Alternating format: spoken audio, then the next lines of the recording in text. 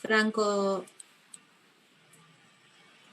Domínguez, de Argentina, licenciado en Enfermería, profesor universitario titulado en la Universidad Católica de Córdoba en 2020, jefe del Servicio de Enfermería del Hogar Elpidio González, desempeñadero, Córdoba, Gobierno de la Provincia de Córdoba, ex coordinador del Comité de Capacitación, Docencia e Investigación del Hogar Elpidio González, desempeñadero, docente titular de la Cátedra de Enfermería de Adulto y el Anciano en Instituto Superior San Nicolás CEP desde el 2018, docente adscripto a cátedras de Administración y Gestión de Servicios Hospitalarios en carreras de licenciatura en Instrumentación Quirúrgica en la Universidad Católica de Córdoba, director de la Jornada Provincial Interdisciplinaria en Gerontología año 2016 al 2018, miembro del Comité de Contención de Enfermería COVID-19, miembro de la Comisión Argentina de Enfermería, Desarrollo de Ciencia del Cuidado.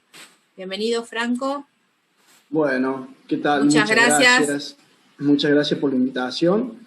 La verdad que es un placer siempre para mí poder estar y poder aportar algo de experiencia y de lo poco que uno conoce frente a este mar de conocimiento, como decía el colega Eric en un principio. Así que, bueno, yo me voy a ir hacia el otro extremo de la vida.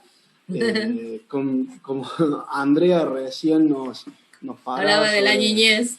Sobre la niñez, bueno, ahora vamos a hablar sobre el adulto mayor y personas con discapacidad. Así que les voy a compartir, si te parece bien, Clau. Sí, es tuyo el espacio. Perfecto, voy a compartir la presentación. ¿Se ve bien ahí? ¿Se está viendo? Ahora falta la presentación. Ahora, todo ok. Bien. Bueno.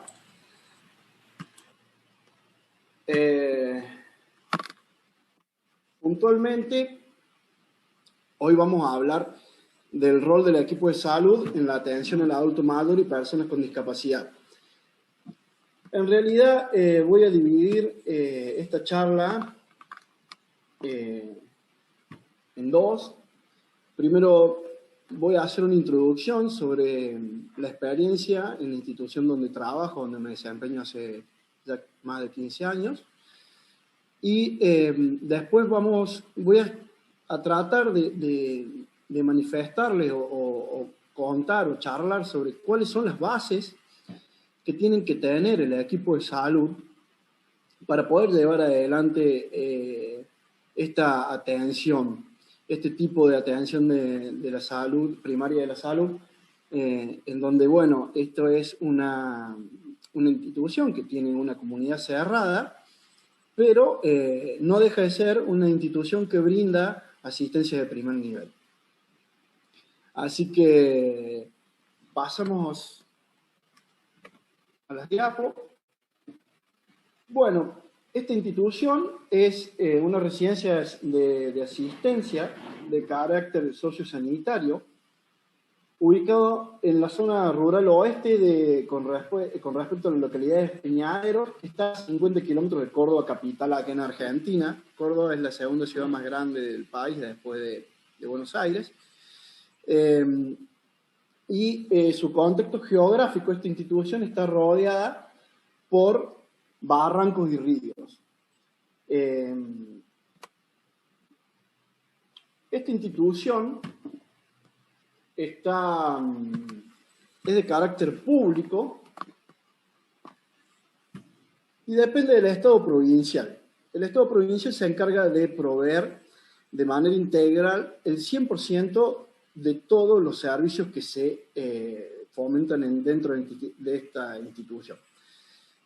Que genera a la mayoría de los pacientes les ofrece un alojamiento, alimento, medicación esencial, asistencia sanitaria, vestimenta, saneamiento, acicalamiento y recreación, entre otras cosas.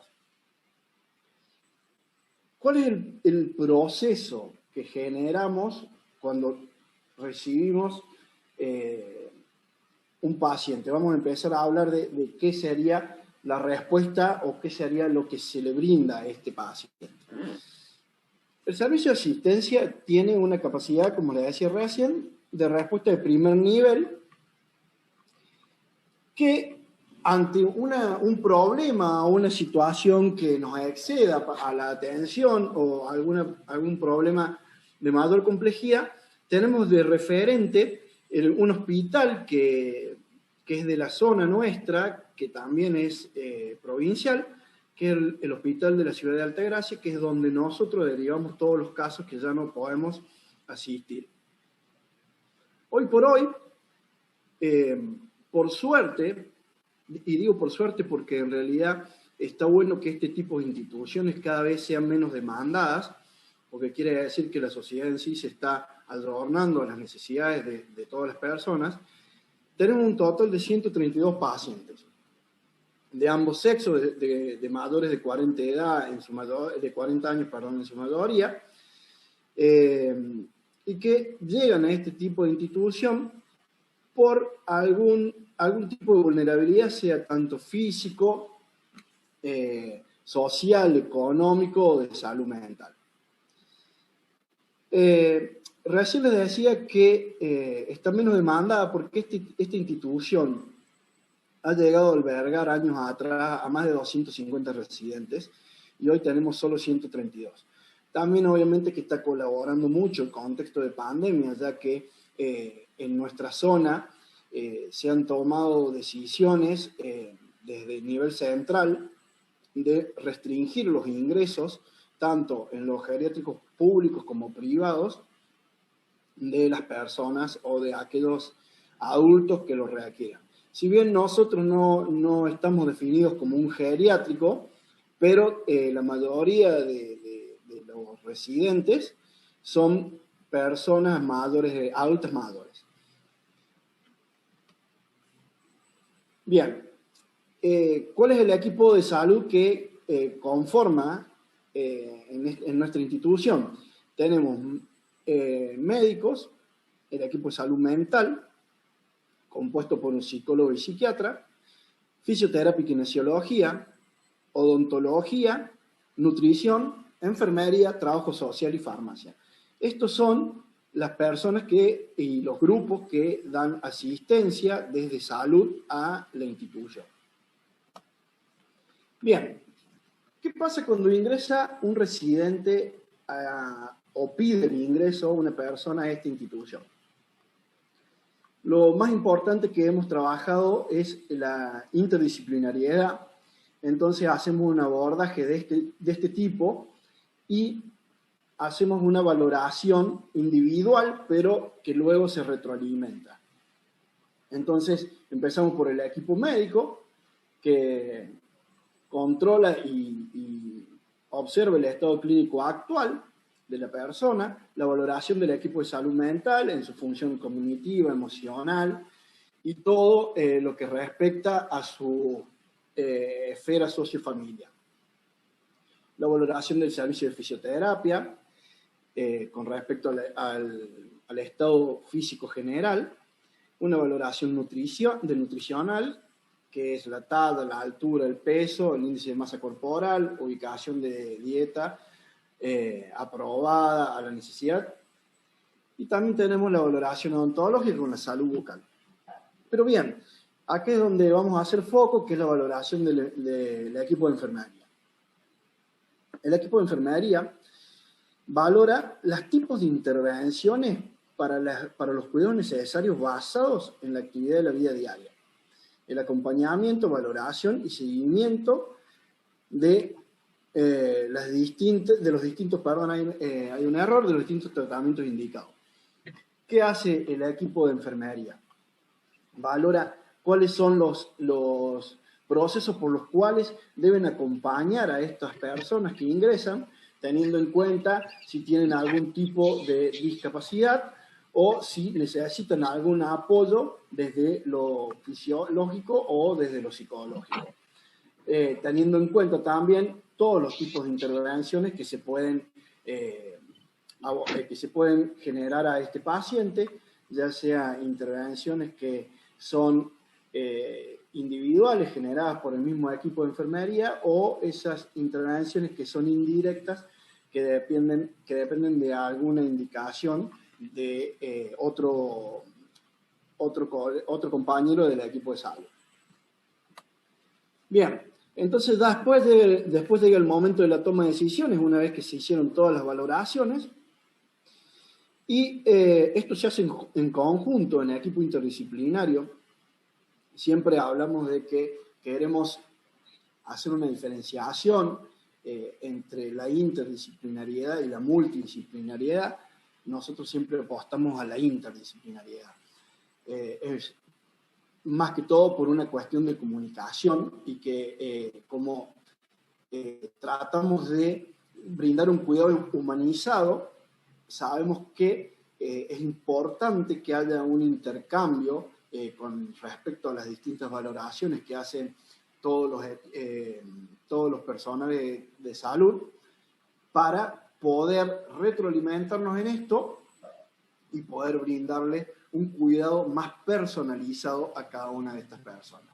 Entonces, considerando el estado general de salud, se indica un espacio apropiado, ya que dentro de esta institución tenemos distintos pabellones, le llamamos nosotros, algunos donde hay más asistencia de enfermería y otros donde los residentes permanecen en una zona donde no tienen una asistencia directa de enfermería, pero sí pueden acceder a todos los servicios si lo requieren.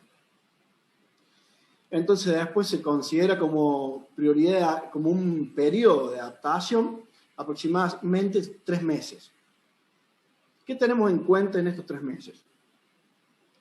Observando la valoración que se hizo en principio, lo primero que hacemos es ver qué se debe fortalecer en este paciente o en este residente, y a partir de eso se aumentan los controles, ya sea de salud mental, los controles del equipo médico, de fisioterapia o el equipo de enfermería va generando distintos planes de atención dependiendo lo que se deba fortalecer y apoyar para que este residente pueda adaptarse a esta institución, que hay que tener en cuenta que es un lugar nuevo, es un lugar que no es su hogar y que de repente pasa a serlo, y con todo lo que el cambio conlleva, muchas veces tenemos dos extremos. Tenemos gente que llega desde una situación de calle y de abandono total, como personas que llegan desde un seno familiar donde vivían en una casa que tal vez hasta era propia y compartía con muchas personas, hijos, nietos y demás. Entonces, bueno, las realidades son distintas y por eso se debe tener en cuenta este contexto para poder darles el apoyo que ellos necesitan en este periodo de adaptación. Y mucha gente, muchos residentes no lo logran y vuelven a su casa o terminan siendo derivadas a otras instituciones, ya que no ha sido favorable esa adaptación y se nota mucho porque en estos primeros meses se deterioran bastante, tanto emocional como físicamente. Entonces, ¿qué tenemos en cuenta en nuestra institución? Que creo que esto puede ser a nivel general. Yo hablo y lo focalicé a este power en esta primera parte, en el trabajo que genera o que generamos en el hogar, pero yo creo que va más allá, sobrepasa las barreras de esta institución, y creo que estas pautas que estoy dando y este repaso que estamos haciendo de mi institución y el proceso que generamos al momento de recibir un residente, tendría que ser generalizado en todas las instituciones de este tipo, todas las residencias de este tipo. Y ya vamos a ir viendo por qué, más adelante vamos a trabajar sobre las consideraciones que tiene que tener el equipo de salud y los aspectos legales también. Entonces, hay que tener en cuenta estos 3 ejes que favorecen a la adaptación. Nosotros siempre hemos tratado de diferenciar estos tres momentos que se retroalimentan constantemente y son observados constantemente, que es lo propio, lo cotidiano y lo significativo. Lo propio, como dice el cuadro, depende de la historia personal, de los hábitos y experiencias previas. ¿Y a qué hacemos referencia con lo propio? Con esa manera de manejarse, esas cosas o esa forma en que la persona se manejaba, la capacidad que tenía para tomar ciertas decisiones, o tal vez con referencia a su actividad que llevaba adelante antes de jubilarse, como su trabajo, cuáles eran sus hobbies o qué le gustaba, y lo tenemos en cuenta a la hora de aplicar lo cotidiano dentro de la institución. Y lo cotidiano habla sobre una propuesta de actividad que integre sus distintos espacios de vida y de cuidado. ¿Y por qué se relaciona? ¿Por qué es importante tener en cuenta esto? A la hora de brindarle alguna actividad al residente para lograr y favorecer a la adaptación de la institución, tenemos que tener en cuenta cuáles son sus gustos, o sea, lo propio, qué es lo que le divertía, qué es lo que le atraía, qué es lo que le apasionaba. ¿Por qué? Vamos a sentarlo en un ejemplo básico. Nosotros hace tiempo atrás, cuando no teníamos pulido esto, que todavía nos falta mucho camino por recorrer, ¿verdad? No es que lo tengamos totalmente organizado, ni que esté marchando al 100%, pero por lo menos hemos emprendido el camino, ¿no? ¿Qué nos pasaba antes? Veíamos que había muchas personas que no se adaptaban porque tenían demasiado tiempo libre y no encontraban cómo distraerse. ¿Por qué? Porque nosotros en los talleres que le brindamos dentro de la institución no atraíamos su atención, ya que no les gustaba ninguna de esas actividades propuestas. Por dar un ejemplo, muchas veces ingresaban personas, un hombre, por ejemplo, un varón, que en su vida había sido, supongamos, mecánico, entonces le gustaba mucho lo manual, el tema de trabajar con esas cosas, y de repente se encontraba con un taller que le proponía pintar mandalas. Entonces la persona no se adaptaba, no le gustaba ese taller, no encontraba, tenía muchas horas de vicio, y eso hacía que se deteriorara porque se aburría demasiado y no encontraba un espacio en donde él se sintiera cómodo. Después viene lo significativo, que está relacionado con lo que a cada persona le importa y le interesa. Eso es lo que recién les decía, que nos faltaba, o que nos falta muchas veces, ese espacio, brindarle ese espacio en donde él se encuentre y diga, bueno, esto es lo que a mí me interesa, lo que me divierte, lo que yo hacía en lo propio, lo que me proponen en lo cotidiano desde la institución, y lo significativo es lo que cierra ese círculo. Entonces, qué bueno que estaría esta persona que hablábamos, a la que le daba el ejemplo, de poderle ofrecer un espacio donde él se puede desempeñar haciendo alguna actividad de arreglar algo que se ha roto dentro de la institución, poder por ahí colaborar con el equipo de mantenimiento de la institución, o poder trabajar o brindarle a él un espacio donde, si a él le gusta proponer talleres, que él se lo pueda brindar también a la gente con la que convive, y le pueda enseñar algo más, porque siempre hay también residentes que están interesados en poder aportar sus conocimientos. Entonces, y después bajamos.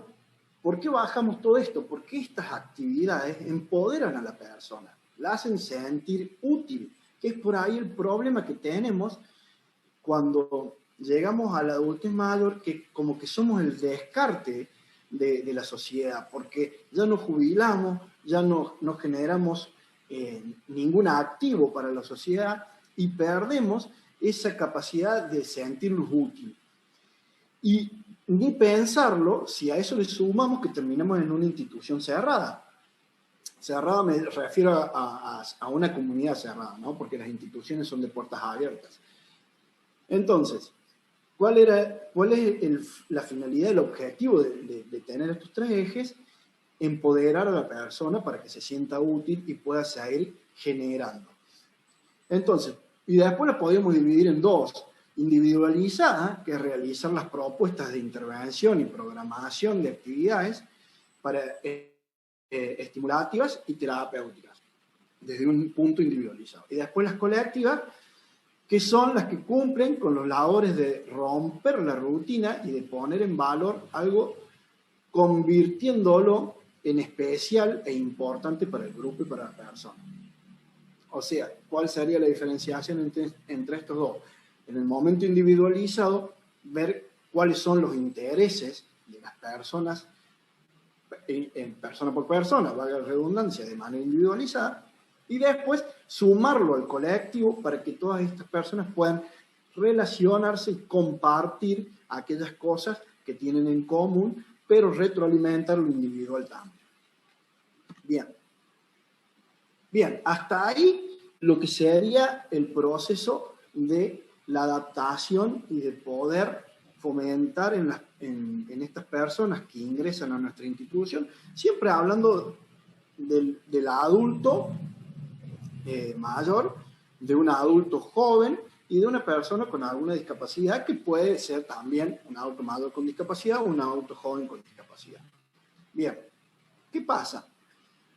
Para fomentar todo esto tenemos que tener en cuenta desde el equipo de salud esta frase, que si hay derechos, hay concreción, que si hay salud, si hay concreción de derechos. Entonces vamos a ver estos puntos, vamos a tratar de verlos rápidamente. Como primer punto, garantizar al adulto mayor la máxima calidad de salud posible. ¿Y a qué nos referimos con este punto? Nos referimos de que ninguna dificultad que tenga, ya sea desde lo físico o desde lo mental, o por ejemplo la edad, sea un impedimento para brindarle la mayor calidad de salud posible. No tiene que ser una excusa esto para limitar la atención. Tampoco vamos a extremizar y vamos a ir al otro punto de un ensañamiento terapéutico, pero muchas veces sabemos que el equipo de salud no le pone el mismo énfasis a la atención a una persona joven que a una persona adulta mayor o ya con muchos años de edad. Entonces, ¿qué tenemos que hacer? Trabajar con una persona que tenga 30 años o con una persona que tenga 80 con el mismo énfasis. No podemos excusarnos en la edad o en algún padecimiento mental para quitarle calidad de atención. No puede pasar. Porque muchas veces, y yo creo que algunos colegas enfermeros deben haber tenido estas experiencias donde escuchamos por ahí de compañeros de trabajo que dicen, no, bueno, pero está viejito, ya se tiene que morir, y se va a morir porque es grande. Bueno, esas excusas no tienen que estar, esas frases no tienen que aparecer dentro del equipo de salud. Las personas, porque tengan 80 años, no quiere decir que ya les llegó la hora. Para nada. Bien, vamos al próximo punto. Trabajar en un envejecimiento activo. Desde el equipo de salud tenemos que pensar en que las personas tienen que obtener de nosotros siempre, desde el tratamiento hasta la información de cómo envejecer de manera activa. Y el trabajo que va a brindar el equipo de salud no se tiene que terminar en la propuesta de actividades físicas. Tenemos que hablar de actividades desde la salud mental, actividades de lo social, actividades desde lo comunitario, desde la nutrición, que es tan importante. Obviamente, una rutina de actividades físicas dependiendo de las capacidades. todo esto tiene que entrar dentro de lo que el equipo de salud le va a brindar y los enfermeros le podemos ofrecer como conocimiento a las personas adultas y adultos mayores. Eso es trabajar para un envejecimiento activo, porque muchas veces el equipo de salud, o por ahí algunas personas que son parte del equipo, piensan que trabajar en un envejecimiento activo es que el adulto mayor o algunas personas con discapacidad salgan a caminar y den una vuelta por la institución o si viven en comunidad, que caminen 5 kilómetros por día. No se acaba ahí, es mucho más. Y volviendo a lo de la actividad humanizada y de la atención más humanizada, tenemos que ver cuál es el contexto, cuáles son las limitaciones, cuáles son las necesidades de esta persona para poder crear un plan que se amolde, que se apropie, ¿no? Porque si creamos un plan, como decía la colega hace un ratito, generalizado, y no tenemos en cuenta por ahí las necesidades o las dificultades que puede llegar a tener una persona, no vamos a lograr que esta persona adhiera. O tal vez va a hacerlo de una manera en que no va a ser tan eficaz. Entonces, por eso es importante siempre tener en cuenta el contexto y cuál es su actividad cotidiana. Bien, perdón. Seguimos. Derecho a elegir el lugar de residencia. Hay que tener en cuenta que todas las personas tienen derecho a elegir si quieren estar y cuál residencia es en la que quieren estar. Siempre hay que tener en cuenta esto, se trabaja con personas vulnerables, pero con derechos. ¿Y por qué digo esto? Porque muchas veces nos hemos encontrado en un contexto en que los familiares llegan a las residencias con esos adultos mayores o estas personas con discapacidad, en donde los han engañado o les han mentido para lograr que estas personas se queden en estas instituciones. Esto no debe pasar. El derecho personalísimo de la persona, que quiere decir que es impostergable e intransferible, habla de que ellos tienen el derecho a elegir el lugar de residencia y a tomar una decisión después de que han sido informadas y participadas. Y nosotros, como parte del equipo de salud, debemos garantizarnos y garantizarle a la persona de que ésta ha entendido cuáles van a ser las condiciones en las cuales va a vivir si se queda dentro de la residencia. Si esta persona se niega, nadie puede decidir por esta. Y ustedes estarán pensando en este momento y dicen, bueno, pero ¿qué pasa si yo llevo a una residencia a una persona que tiene un problema o tiene una patología mental y no puede decidir por sus propios medios? Bueno, ahí es donde entra todo un proceso legal. La institución o el familiar tiene que dar aviso a la asesoría letrada que estaría dentro de la zona o la que le corresponda, y a partir de ese momento se hace cargo un juez, y este va a ser el que va a examinar la causa, examinar la situación y va a decidir, va a tomar una decisión sobre esa situación. Entonces, ningún familiar puede decidir por sobre estas personas, sea cual sea la condición. Entonces, las instituciones de salud deben garantizar el derecho a todas las personas usuarias de los servicios de salud el consentimiento informado para todo tipo de intervenciones. Entonces, ¿qué pasa con el consentimiento informado? Vamos a leer la definición. Dice que una declaración de voluntad manifiesta por el usuario para la administración de un tratamiento o procedimiento de salud efectuando en forma clara y suficiente, luego de habérsele proporcionado información de forma confidencial, adecuada, suficiente y comprensible sobre aspectos propios del tratamiento o procedimiento. Y el consentimiento informado no solamente hace referencia a los procedimientos y tratamientos, sino que también tiene que haber un consentimiento con respecto a la decisión que hablábamos recién, de quedarse en este tipo de instituciones, de permanecer en este tipo de instituciones o no. Tiene que estar firmado por esta persona y nosotros, que lo tomamos, como diciéndolo de alguna manera, que lo recibimos, tenemos que estar el 100% seguro de que no han sido influidos de una mala forma, a través de una mentira o a través de un engaño. La persona tiene que estar decidida a quedarse por decisión propia. Bien, y yendo al momento y pensando en las personas con discapacidad, vamos a hablar de esto, de la dignidad del riesgo, que es un sistema que se aplicó a partir de la Convención del 2007 de la ONU para personas con discapacidad. ¿Y de qué habla? Del derecho a transitar y vivir en el mundo con todos sus peligros y la posibilidad de equivocarse. Esto es un nuevo paradigma que habla y que viene a cambiar el antiguo paradigma con respecto a la salud mental o a las etiquetas que se le colocaban a las personas con patologías mentales. Entonces, ¿cómo se aborda esto? De una legislación contemporánea, que lo que hace esta legislación es preservar la autodeterminación de estas personas. ¿Y qué va a pasar?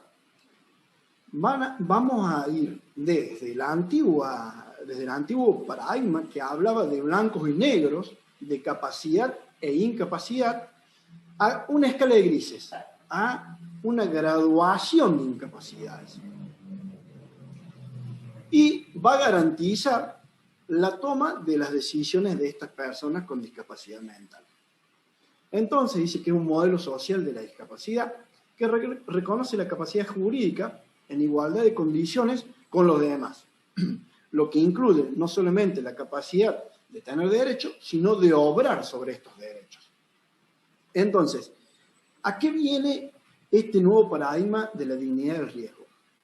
Viene a eliminar etiquetas y diagnósticos que eran eternos y de por vida para poder hablar de condiciones y nos hace responsables a toda la sociedad de generar las capacidades y de generar los espacios y las condiciones para que todos podamos vivir dentro de esta misma sociedad. Entonces, ¿de qué hablamos cuando hablamos de dignidad del riesgo? Hablamos de que todas las personas que convivimos en una comunidad somos responsables de que todos, con nuestras limitaciones y capacidades, podamos tener acceso a lo que nos brinda esta comunidad. Y con respecto a esto, podemos ver la diferenciación en qué es y qué no es una discapacidad, teniendo en cuenta el viejo paradigma y el nuevo paradigma. Yo acá les dejo un cuadro, no vamos a ir repasando cada una de ellas porque nos llevaría un montón de tiempo, pero para que hagamos una diferenciación y para que entiendan bien a qué se refería con este cambio. Por ejemplo, en el primer punto, ven que antes se tomaba a la discapacidad o a las condiciones de capacidades como una enfermedad, ahora se la toma como una condición. Antes hablaban de que era exclusivo de la persona. ¿Qué pasaba antes? Cuando se hablaba de una discapacidad, ya pasaba a ser responsabilidad de los familiares o del Estado hacerse cargo y brindarle todas las atenciones que necesitaba esta persona, y dejaba o se lo excluía socialmente debido a que no podía hacer uso de todos los derechos que la sociedad y las personas, por decirlo de alguna forma, saludables, tenían. Entonces, era exclusivo de la persona. Ahora no, ahora nos compete a todos, como les decía recién. Y así vamos viendo cuáles son las diferencias. Antes hablábamos de etiquetar a la persona. ¿Qué pasaba? Cuando una persona tenía un diagnóstico de salud mental, generalmente ese diagnóstico era para toda la vida. Ahora no. Ahora, ¿qué pasa? se controlan, se observan, se vuelven a verificar estos diagnósticos, se le da un tratamiento y estos diagnósticos no son tomados totalmente en cuenta para, o solamente en cuenta para dar legalmente un certificado de discapacidad. Así que, como pueden ir viendo, hay mucha diferencia entre lo antiguo y lo nuevo. ¿Y por qué hago tanta referencia a estas cosas, hablando en estos cursos de APS? Porque creo que esto hace a lo que es la base de la atención primaria de la salud. Nosotros necesitamos brindar este tipo de información, necesitamos que la sociedad lo sepa, necesitamos prevenir ante un viejo paradigma y un nuevo paradigma para que todas las personas que viven en nuestra comunidad puedan estar saludables a su manera, ¿ah? Como habla la definición de salud, la nueva definición que habla de que la salud no es la carencia de alguna patología, ¿eh? Sino sentirse bien, sentirse saludable. Entonces, ¿qué pasaba con esto? Los tipos más comunes de violencia que se dan dentro del equipo de salud, que antes, cuando este paradigma estaba sentado y que todavía en algunas instituciones sigue teniendo mucha fuerza, a estos residentes se los maltrataba de estas maneras que les traje acá. Estas son las formas más comunes y que creo que todavía pasa mucho, desde la infantilización, perdón, me ando medio trabado. Tratar al paciente como si fuera un niño irresponsable en el que no se puede confiar. Eso de hablarle, no solamente tratarlo, sino que yo he visto colegas que lo hablan como niños, y dicen, ay, ¿qué le pasa al nonito? Ay, qué lindo. Eso es infantilizar a la persona.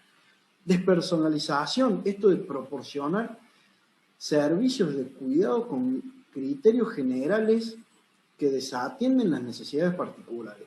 Esto de generar un plan para todos, que sigan en una institución una actividad que está marcada y que no importa lo que hablábamos recién de lo propio, de lo cotidiano, que sea solamente una actividad marcada y que se siga ese horario rígido y esas propuestas rígidas y que no se piense en las necesidades individualizadas. La deshumanización, no solo que ignora al anciano, sino que lo despoja de su intimidad por su capacidad para asumir responsabilidades de su propia vida.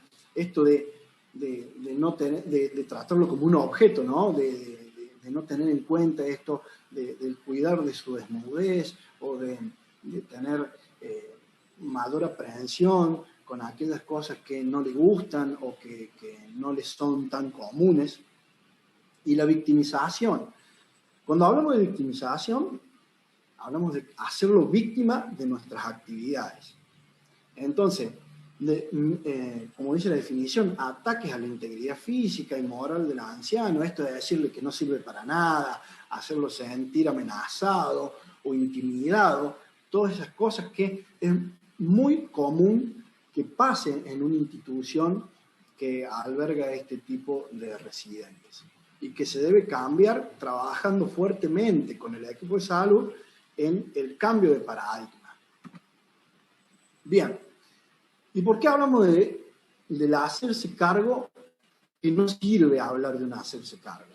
Porque cuando hablamos de que, sí, porque yo me hago cargo de este grupo de residentes o pacientes, ya estamos marcando una diferencia en una relación no igualitaria, en donde yo decido esto del paternalismo que se genera y no estamos dejando que la persona tome sus propias decisiones. Entonces estamos ya generando una relación de dominio con estos residentes. Entonces nunca hay que hablar de hacernos cargo de los residentes, sino más bien de acompañar. Un proceso de acompañamiento que habla de una relación igualitaria, que habla de ser compañeros, de charlar, de poder investigar, averiguar a través del diálogo qué es lo que le gusta, qué es lo que le sienta bien, cuáles son las cosas que cambiaría dentro de esta atención que se les brinda, y habla de una relación más personalizada, como estamos viendo acá en el Power. Entonces, ¿cómo logramos esto? Tenemos dos tipos de autonomías. Tenemos la autonomía funcional, que es la posibilidad de hacer por uno mismo las actividades de la vida cotidiana, levantarse, vestirse, alimentarse, además, y la autonomía decisional, por lo que se entiende la gestión de sus elecciones. Que las personas, para ser totalmente autónomos, tienen que tener estas dos capacidades. Pero ¿qué pasa? La autonomía tiene dos puntos. Para poder ser libre, siempre la autonomía habla de dependencia y de independencia. En las personas que vivimos en sociedad y que somos normales, por decirlo de alguna forma, tenemos, por poner un ejemplo, dependemos para ser libres de las normas y de las leyes que impone la sociedad en la que vivimos. Y para ser independientes podemos tomar esas decisiones donde esta dependencia nos da margen. Eso es lo que nos marca la libertad. ¿Y qué pasaría dentro de las personas que están en una institución por alguna causa de alguna vulnerabilidad, ya sea mental o física? Miren, acá les pongo un ejemplo. Podemos hablar que acá es donde entra fuertemente el trabajo de enfermería. Y acá es donde el enfermero viene a suplir esa necesidad. El enfermero tiene que trabajar para que las independencias y las dependencias de esta persona para ser libre y lograr una autonomía estén completas. Por ejemplo, una persona que es independiente para decidir el momento del día en el cual desea hacerlo, por ejemplo, a bañarse, a ducharse, a higienizarse. Pero, dada alguna patología física, vamos a suponer una hemiplegia, no logra higienizarse correctamente como lo desearía. Ahí es donde entra la actividad de enfermería. Acompañar a esta actividad para que la higiene sea efectiva. ¿Y qué vamos a lograr con esto? Que la persona tenga la autonomía. ¿Se entiende? Esta autonomía que le va a brindar la colaboración del enfermero. Y siempre vamos a lograr, cuando trabajemos de esta manera, que las relaciones sean más personalizadas. Y evitar este programa que hablábamos recién, hecho para todos, y por lo tanto que no es para nadie, sino una estrategia adaptada a cada cual. Yo siempre sé poner el ejemplo que muchas veces en este lugar, en estas instituciones, nos encontramos con algo bien tangible, que por ejemplo son las comidas. Al haber tantas personas es muy difícil generar varios menús. Entonces, ¿qué pasa? Se pone un menú rígido y se le baja a los adultos, a las personas que viven en estas instituciones, ese menú. El lunes se come milanesa, el martes se come guiso, el miércoles se come sopa, y tenemos dentro de todo este grupo que es muy heterogéneo, personas que no gustan de algunos menús. Entonces, eso es un plan que es rígido y no es modificable. ¿Qué pasa? La persona que no gustó de la sopa, el miércoles no va a almorzar. Entonces, ¿qué propongo o qué se propone en estos casos? Tratar de flexibilizar esto. Por lo menos generar 2 menús, donde la persona tenga la posibilidad de elegir qué desea comer.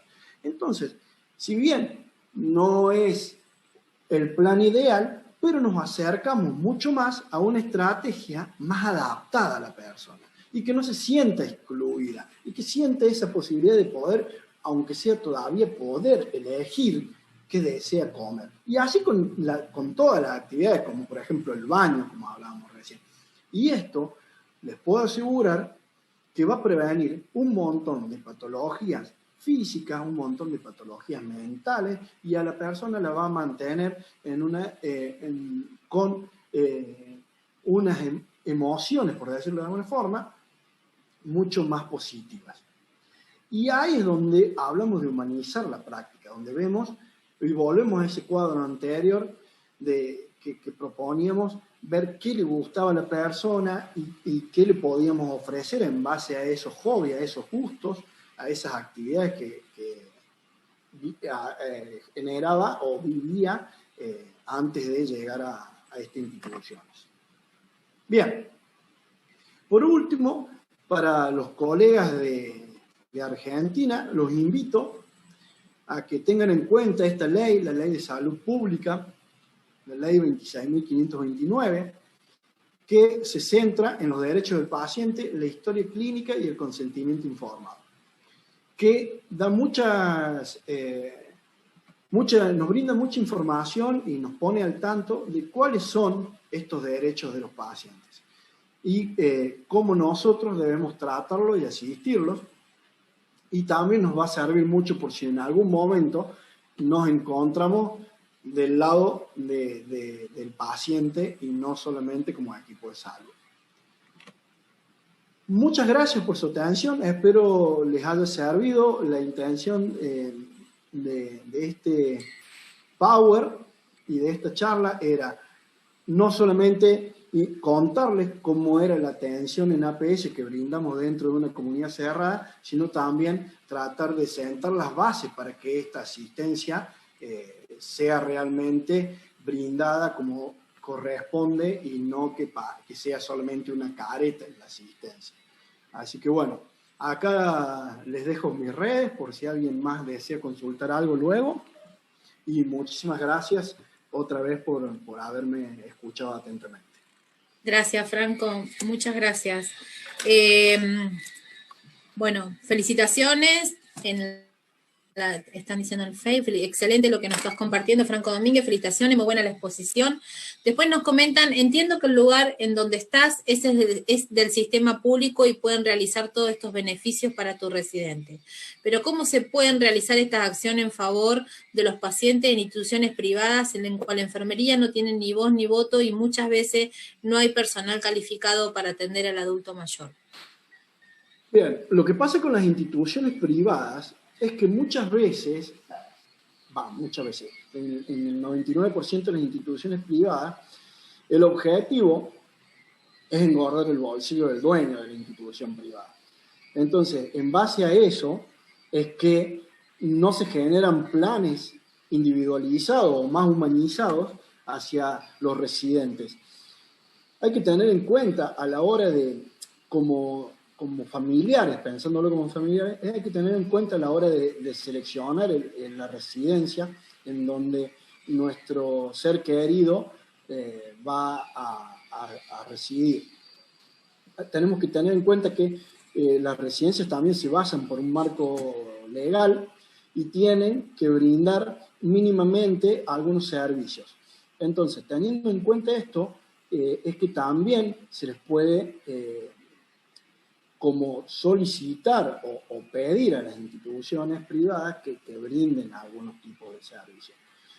Pero más que todo, yo creo que lo importante es saber seleccionar la institución. Si bien muchas veces nos encontramos en lugares donde no hay muchas instituciones para poder seleccionar, creo que lo importante es lograr que los que son dueños de residencias apliquen estos planes de atención más personalizados. Sé que no es fácil, sé que todavía nos faltan muchísimo camino por recorrer para que las instituciones privadas brinden una atención de muy buen nivel, pero de lo que sí estoy seguro que ya hay muchas instituciones, porque conozco ejemplos acá en Córdoba que brindan este tipo de atención. Y bueno, hay que intentar que eso se equilibre hacia arriba y no hacia abajo. Lo que pasa es que, bueno, que la atención de este tipo también habla de un costo mucho más alto, ¿no? Entonces, muchas veces teniendo en cuenta la posibilidad que da económicamente, se opta por pensar en residencias que paguen donde se pague una prima más barata y, bueno, la asistencia no sea tan personalizada, que es lamentable porque después lo sufren aquellas personas que viven allí. Pero bueno, empecemos por tener en cuenta, antes de todo esto, lo que les decía, el derecho a que nuestro familiar entienda y realmente pretenda y quiera quedarse en un tipo de institución en la cual no se le brinda un servicio muy personalizado. Claro. Y ni hablar de los niveles de capacitación de las personas que trabajan acá en instituciones privadas.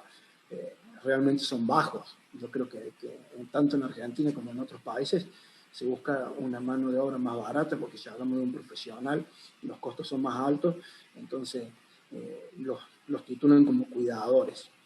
Y es difícil. Yo he tenido charlas con el director de Ruge Presa, que se llama, las oficinas del Ministerio de Salud, que son los que se encargan de los controles de los geriátricos privados, que acá en Argentina, acá en Córdoba, en la provincia de Córdoba, tenemos un total de 300 y pico de geriátricos en toda la provincia, y el mismo director nos decía que hay un problema, que si ellos se ponen más rígidos en los controles con respecto a las personas que deben atender dentro de estas instituciones, y hablan de decir, bueno, suponiendo que nos pusiéramos rígidos con que tienen que ser personal de enfermería, y primero que la cantidad de profesionales no alcanzarían a cubrir la necesidad, partiendo desde la base.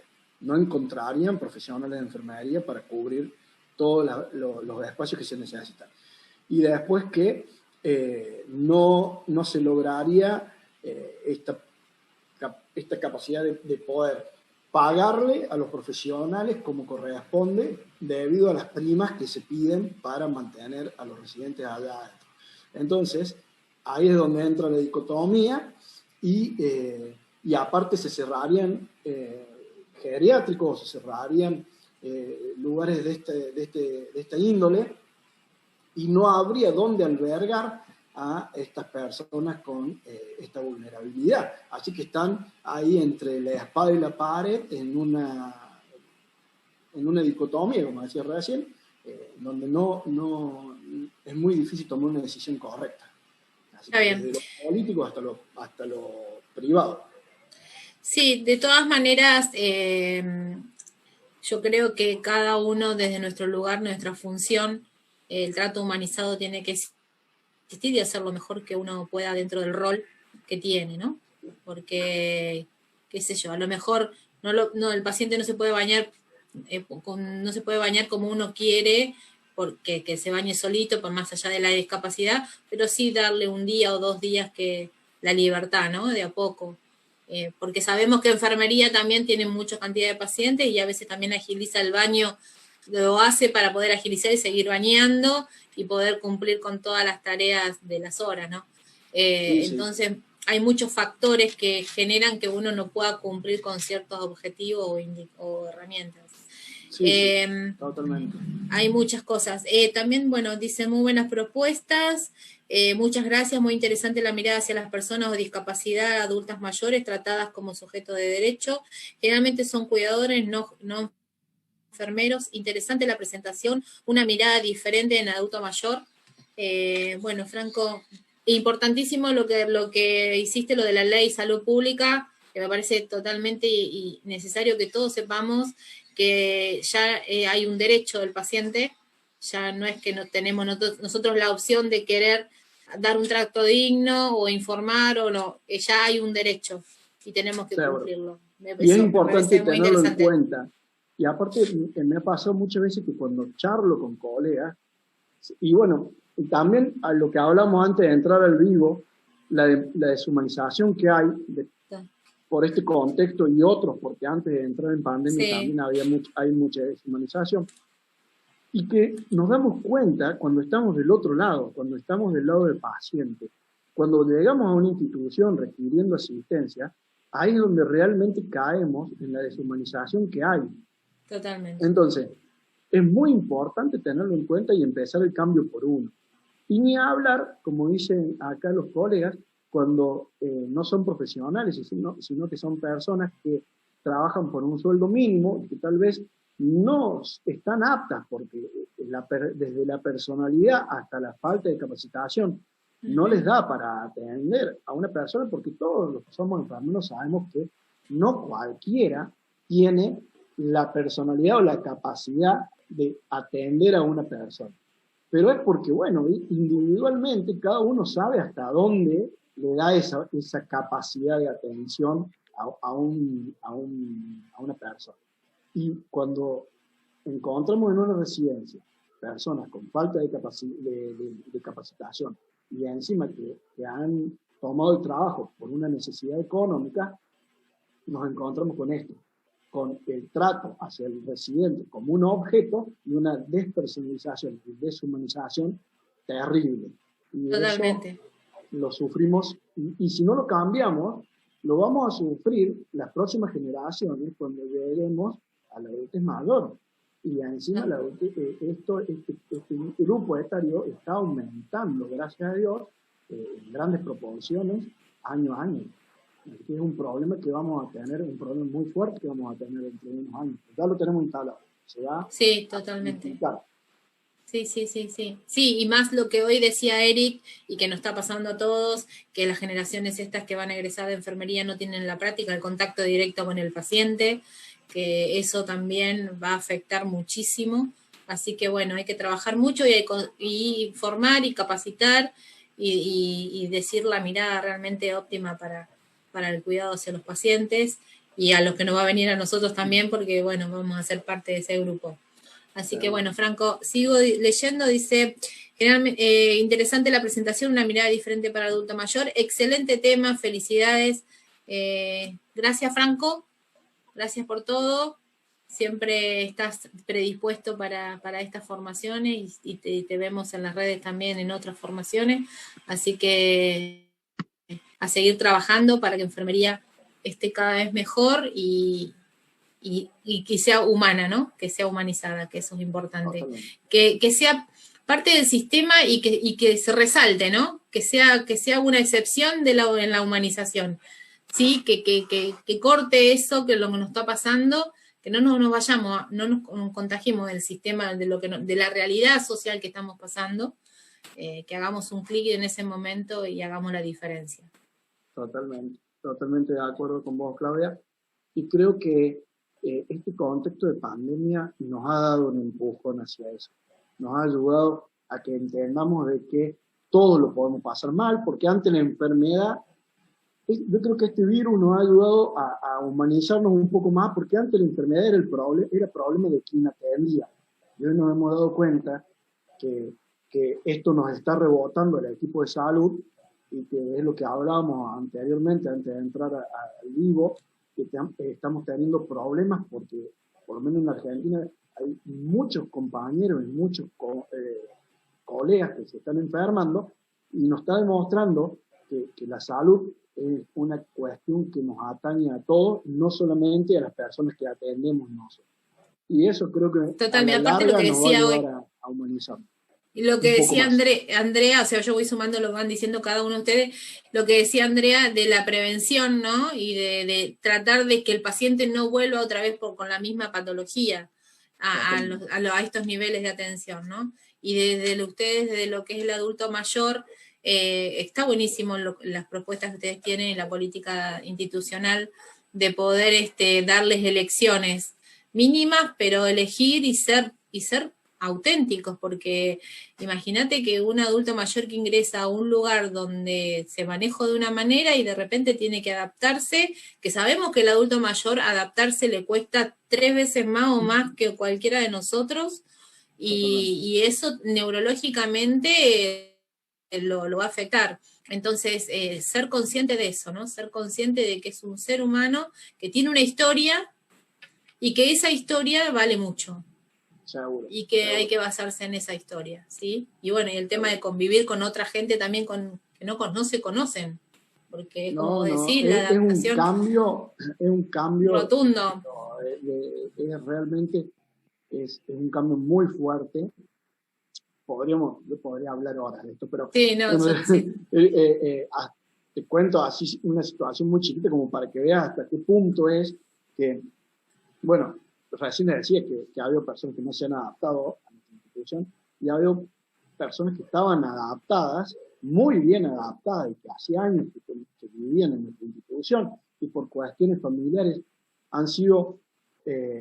les han ofrecido y han cambiado de institución, y a los 3 meses o 2 meses y medio volvían, pero de irse caminando y claro, diciéndonos chao y nos vemos pronto, a volver en una silla de rueda y totalmente desenfocados desde lo mental, porque nunca se adaptaron a la otra institución, y nosotros ver cómo desde ese momento que volvió a nuestra institución nuevamente, se deterioraba porque ya el daño estaba hecho y lo perdimos a esta persona que estoy dando el ejemplo al cabo de un mes.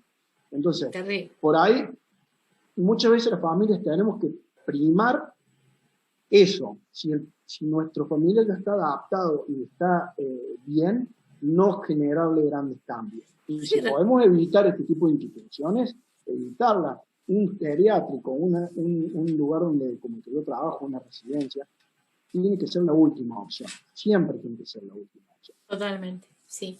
Bueno, Franco, muchas gracias. Bueno, seguiría hablando, porque es un tema apasionante. Muchas gracias a todos. Muchas gracias.